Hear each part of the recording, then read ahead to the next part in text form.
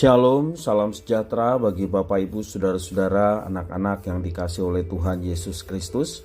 Berjumpa kembali bersama saya Pendeta Eka di dalam renungan firman Tuhan pada hari ini, hari Senin 23 Mei 2022. Sukacita dan damai sejahtera dari Tuhan Yesus Kristus kiranya menyertai kehidupan kita sekalian. Puji nama Tuhan. Sampai pada pembacaan firman Tuhan pada hari ini, Mazmur yang ke-121. Kiranya firman Tuhan yang kita baca memberkati kita sekalian. Baik, sebelum kita akan merenungkan bagian firman Tuhan hari ini, kita akan berdoa. Tuhan Bapa di surga, di dalam Yesus Kristus, kami mengucapkan syukur terima kasih kepada Tuhan yang sungguh nyata, kasih setia Tuhan dan kasih-Mu yang sungguh kami alami dari hari ke hari.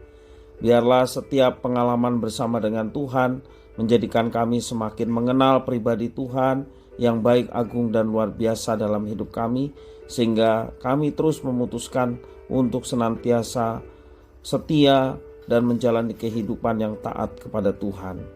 Terima kasih ya Tuhan, sebentar kami terus mau belajar firman-Mu, mampukan kami untuk dapat memahaminya, Kau juga menolong kami untuk kami dapat terapkan dalam hidup kami.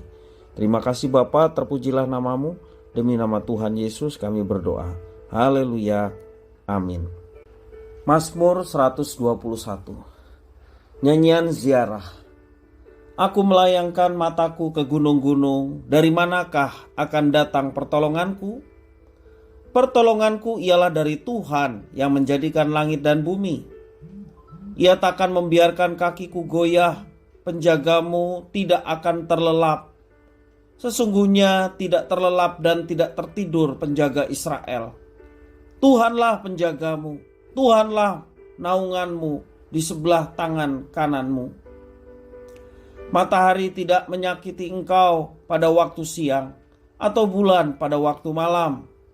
Tuhan akan menjaga engkau terhadap segala kecelakaan. Ia akan menjaga nyawamu. Tuhan akan menjaga keluar masukmu dari sekarang sampai selama-lamanya. Mazmur 121 ini merupakan salah satu nyanyian ziarah yang dinyanyikan oleh umat Tuhan dalam perjalanan mendaki Gunung Sion selama pesta-pesta besar di Bait Suci. Sampai hari ini pun Mazmur 121 ini seringkali dipakai dalam mengawali sebuah perjalanan. Di sini terlihat jelas pemazmur sangat mengerti bahwa tidak ada yang bisa diandalkan selain daripada Tuhan yang telah mengasihi mereka, yang telah memilih mereka sebagai umat pilihannya. Pemazmur melayangkan matanya ke gunung-gunung untuk mendapatkan sumber pertolongan, namun tidak ada pertolongan di situ. Pada waktu itu, gunung mempunyai peran yang sangat penting sebagai tempat berlindung dari serangan musuh. Selain itu, bagi bangsa Israel, Gunung Sion adalah tempat Tuhan bertahta, di mana bait Allah berada di Gunung Sion.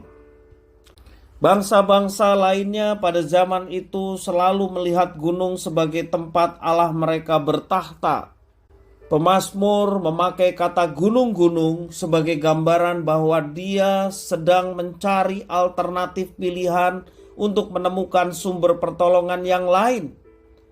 Namun dia mendapati bahwa tidak ada yang seperti Tuhan. Pemazmur melihat betapa hebatnya Tuhan yang ia sembah. Dia dapat diandalkan dalam segala hal. Dia tidak pernah terlelap.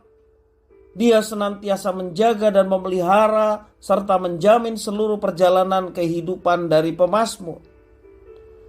Bukankah Tuhan yang kita sembah begitu luar biasa? Namun apakah kita benar-benar mengandalkan Dia? Ataukah kita malah mencari pilihan-pilihan selain daripada Tuhan?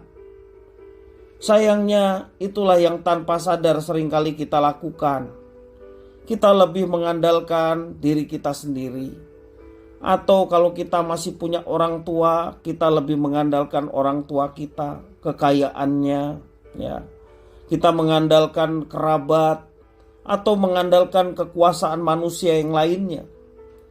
Padahal bukankah lebih baik jika kita mengandalkan Tuhan yang sudah sangat kita alami kasih setianya. Bapak Ibu Saudara-saudara, marilah kita renungkan kembali. Siapakah yang selama ini kita andalkan? Apakah kita selalu mengandalkan Tuhan yang luar biasa itu atau tidak? Jika kita masih mengandalkan yang lain, mari kita melihat bagaimana pemazmur dan belajarlah kepada pemazmur untuk selalu mengandalkan Tuhan di sepanjang hidupnya. Dengan begitu perjalanan hidup kita akan menjadi aman dan langkah kita menjadi semakin mantap. Sebab kita tahu siapa pribadi yang kita andalkan, yaitu Tuhan. Bapak Ibu Saudara-saudara yang dikasihi oleh Tuhan, banyak sekali godaan-godaan iblis untuk kita melupakan Tuhan dan tidak mengandalkan Tuhan. Mari kita senantiasa segala godaan yang ada di dalam kehidupan kita, kita mau lepaskan di dalam nama Tuhan Yesus. Kita mau betul-betul mengandalkan Tuhan. Tak kala kita melakukan segala sesuatu, kita terlebih dahulu berdoa. Dan segala sesuatu yang diawali dengan berdoa menunjukkan bahwa kita sungguh-sungguh mengandalkan Tuhan dalam setiap langkah yang akan kita kerjakan. Dan percayalah ketika kita mengawalinya di dalam doa, dalam perjalanan kehidupan kita, maka alamilah pertolongan Tuhan yang nyata, perlindungan Tuhan yang nyata, bahkan tuntunan Tuhan yang mendatangkan keberhasilan dalam setiap kehidupan kita, itu pasti kita akan alami. Bapak Ibu Saudara-saudara, tidak ada tempat pertolongan lain.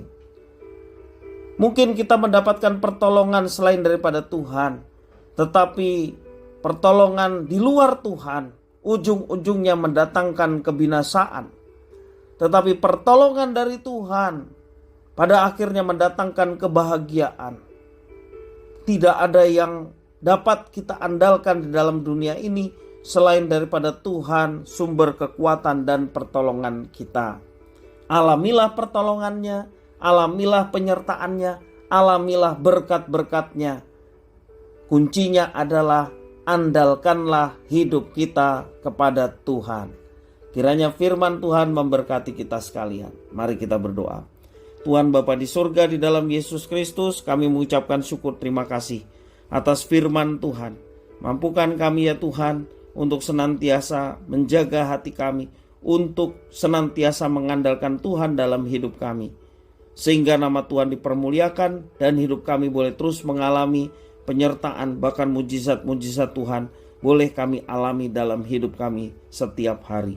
Terima kasih Bapa di surga, demi nama Tuhan Yesus Kristus kami sudah berdoa dan bersyukur. Haleluya. Amin.